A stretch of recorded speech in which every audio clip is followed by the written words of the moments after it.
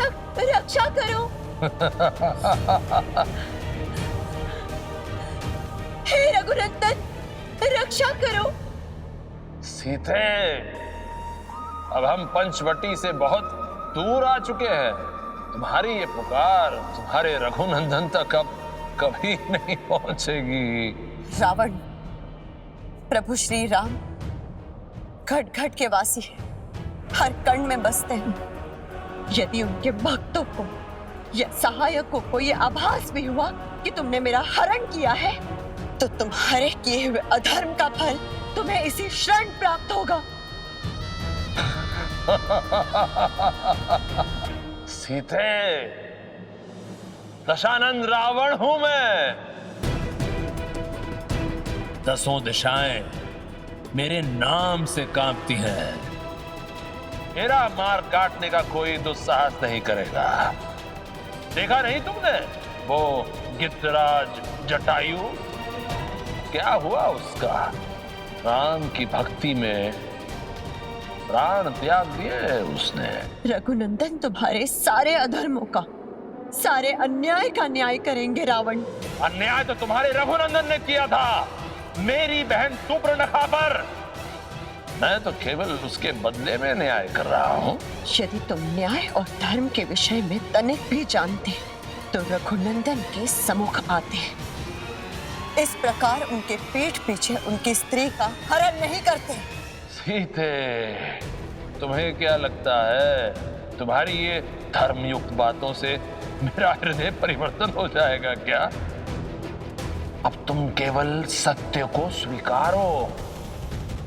तुम्हारा वो वनवासी अब तुम्हें कभी मिलने नहीं आएगा।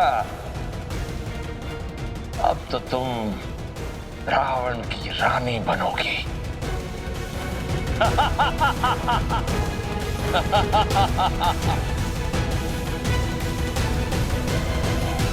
सीते! सीते! अभी! अभी! अभी! सीते! अभी! अभी! अभी!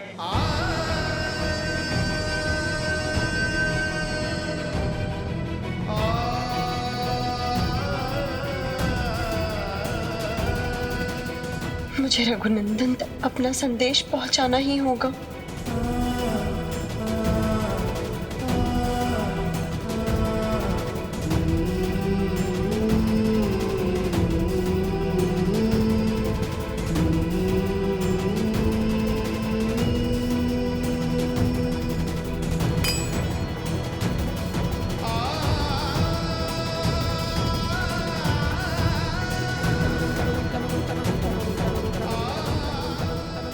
हे सर्वव्यापी श्री राम, यदि मैंने मन, वचन और कर्म से सदैव आपका स्मरण किया है, यदि मेरे हृदय में केवल आपकी मंगल मूर्त बसती हो, तो मेरी ये प्रार्थना आप तक अवश्य पहुंचेगी। मैं आपकी प्रतीक्षा करूंगी मेरे प्रभु। प्रभु, वन में विश्राम कर रहे कुछ वानरों को ये आभूषण की पोटली मिली।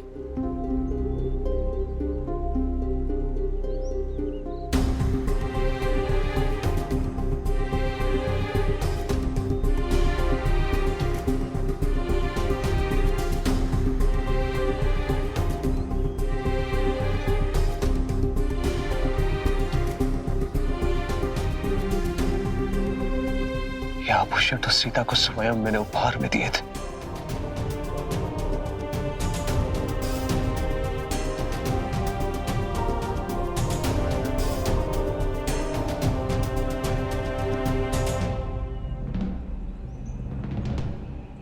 रावण! रावण! रावण! एक स्त्री के हरण से बढ़कर इस संसार में कोई अपराध नहीं होता, और यह अपराध अक्षम्य है। इसका दंड मैं तुम्हें अवश्य दूंगा।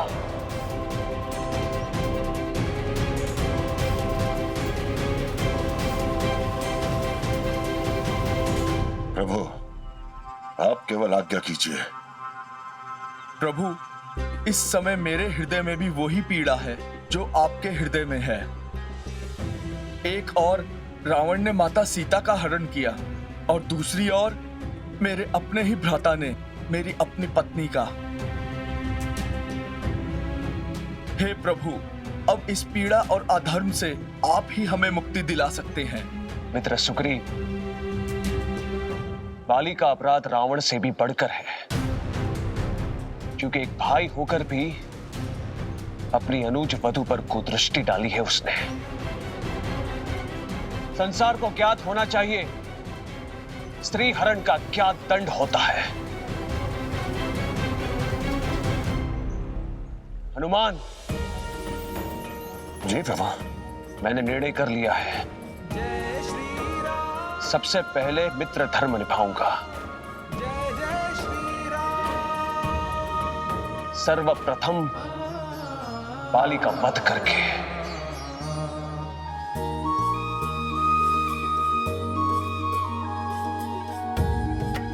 प्रभु, इसलिए तो आप जन जन के भगवान हैं, क्योंकि आप स्वयं से पहले अपने भक्तों के दुख को देखते हैं।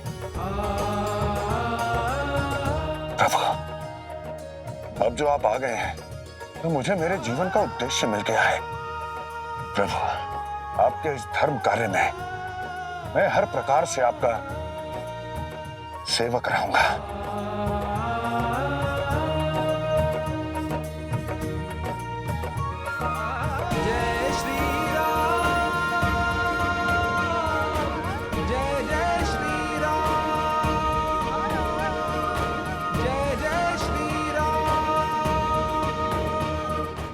भक्तों, यहाँ से हनुमान जी की श्री राम काज की यात्रा का आरंभ होता है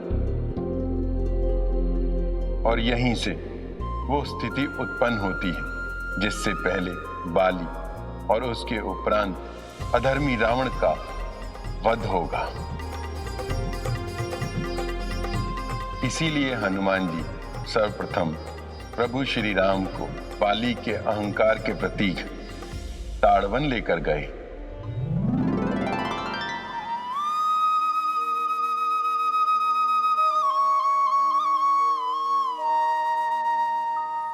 हनुमान, मुझे ज्ञात है कि आपका कोई भी कार्य निष्प्रयोजन नहीं होता, किंतु बाली के सम्मुख ले जाने के स्थान पर ये आप हमें कहां पर लेकर आए? प्रभु, आप शक्ति के सागर हैं, भक्ति के स्रोत हैं, लीला निधान है प्रभु। किंतु प्रभु, आपकी लीला में सहभागी बनने के उत्सुक वानर वीरों के मन में अब भी संशय और भय है। कैसा भय अंजनी पुत्र? प्रभु, बाली अब तक अपराजय रहा है, इसलिए वानर वीरों को लगता है कि इस संसार में उससे अधिक शक्तिशाली कोई भी नहीं। इसलिए मैं चाहता हूं प्रभु कि आप अपनी लीला से बाली को समाप्त करने से पूर्व वानर वीरों के मन के भय को समाप्त करें। किंतु आप ही बताए पवन पुत्र हनुमान, इन वीर वानरों के मन से इस भय को कैसे दूर करें? प्रभु, यहाँ के लोगों का विश्वास है कि जो भी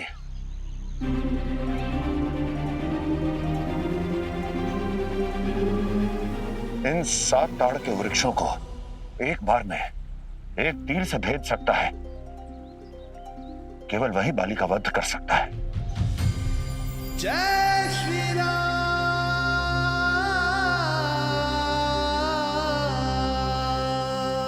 इस संसार को यह जानना आवश्यक है कि बाली का वध संभव है।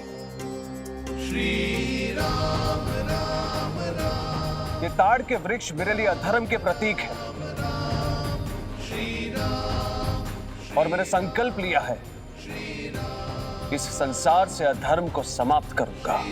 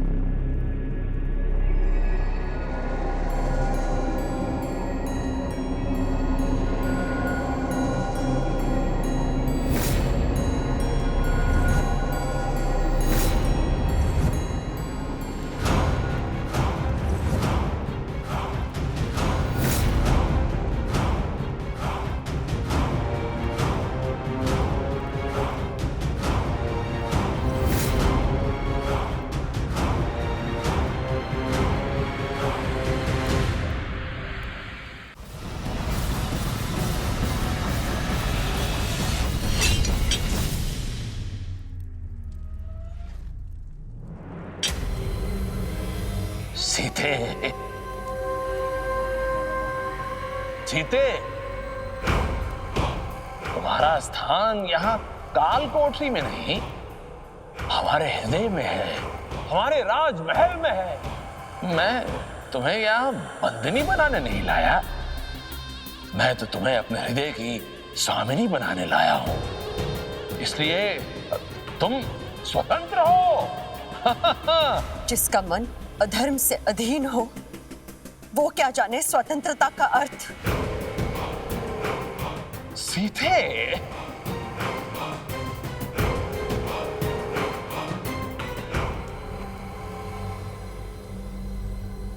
अरे एक बार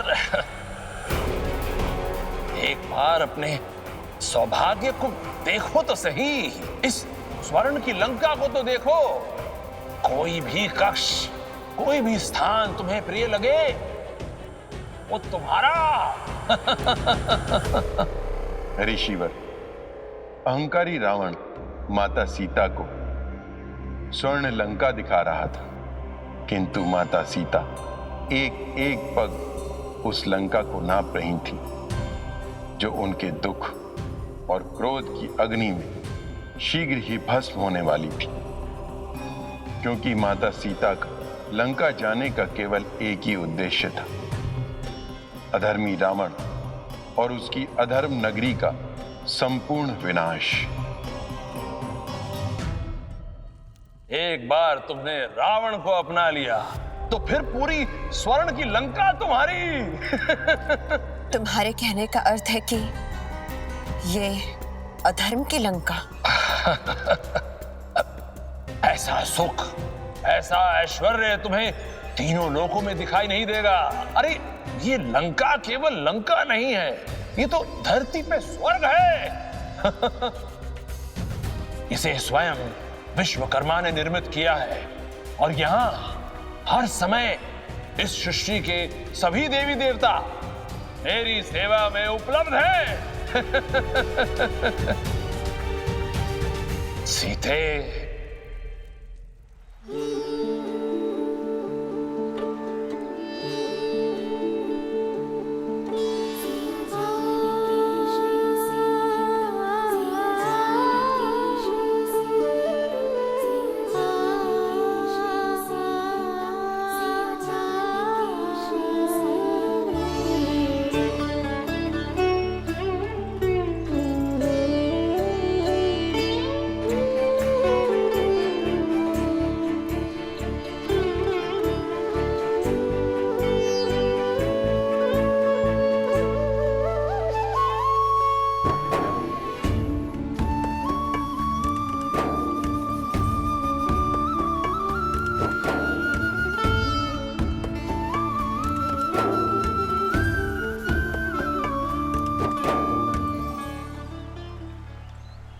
इसीलिए तो कहता हूं सीते, शोक को त्यागो, सुख और समृद्धि को स्वीकार करो, रावण के प्रेम को स्वीकार करो।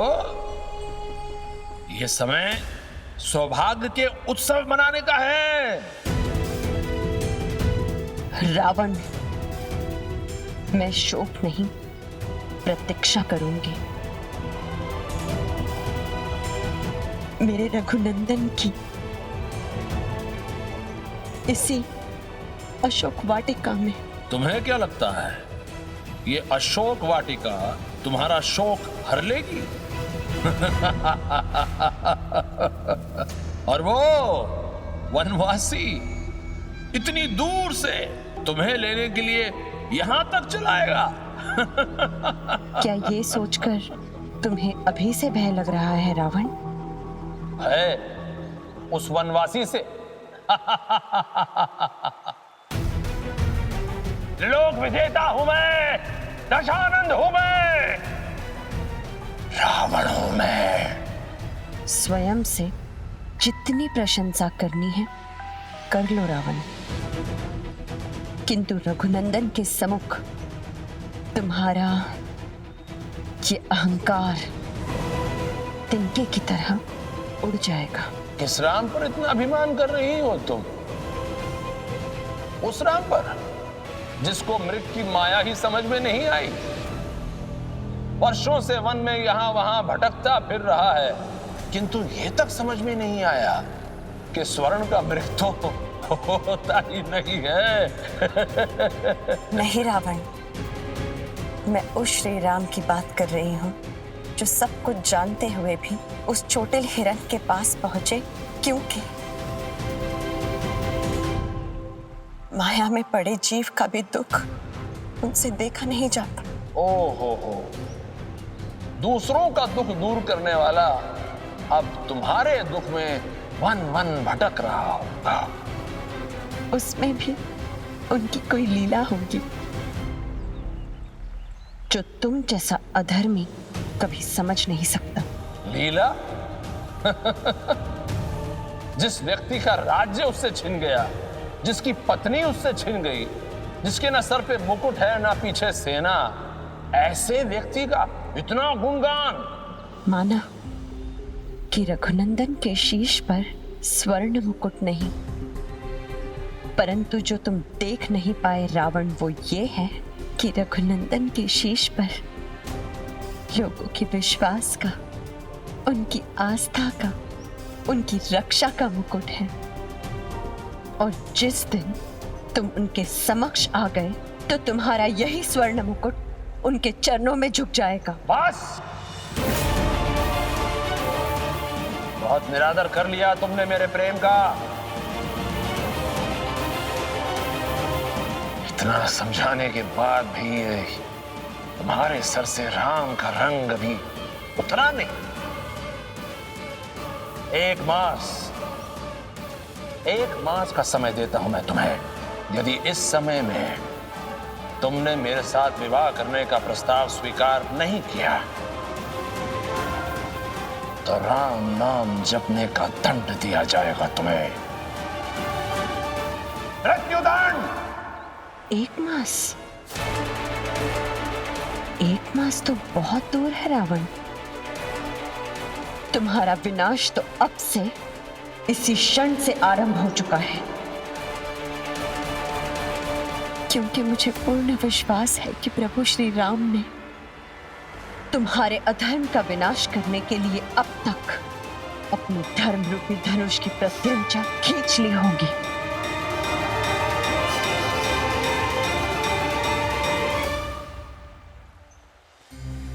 जय श्री राम।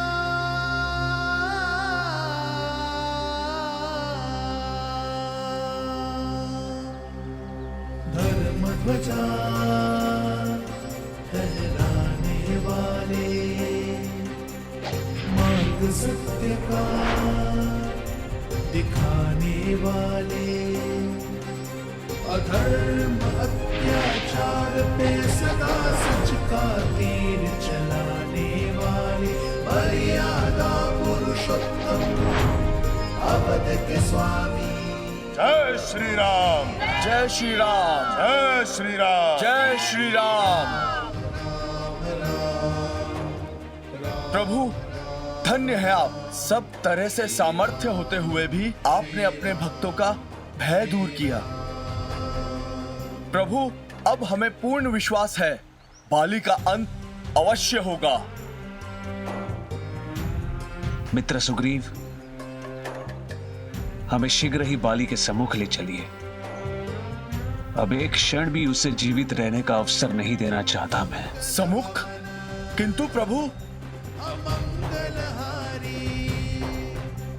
प्रभु, आपकी शक्ति के सम्मुख तो बाली का कोई अस्तित्व ही नहीं है। किंतु प्रभु, उसे ब्रह्मदेव का वरदान है कि जो कोई भी उससे युद्ध के लिए उसके सम्मुख आएगा, उसकी आधी शक्ति स्वयं ही उसे प्राप्त हो जाएगी। हनुमान जी, भैया राम के सम्मुख ना सूर्य देव का तेज टिकता है, ना ही ब्रह्मदेव का वरदान। नहीं लक्ष्मण, अधर्म का विनाश करने के लिए मैं धर्म का साथ नहीं छोड़ सकता। इसलिए ब्रह्मदेव के वरदान की अवहेलना करना उचित नहीं होगा। किंतु प्रभु, हम ऐसा क्या करें कि धर्म की मर्यादा भी ना टूटे और अधर्म का अंत भी हो जाए।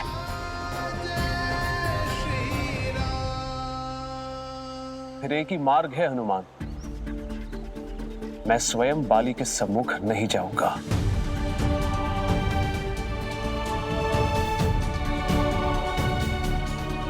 क्षमा करें प्रभु, किंतु फिर बाली का अंत कैसे होगा?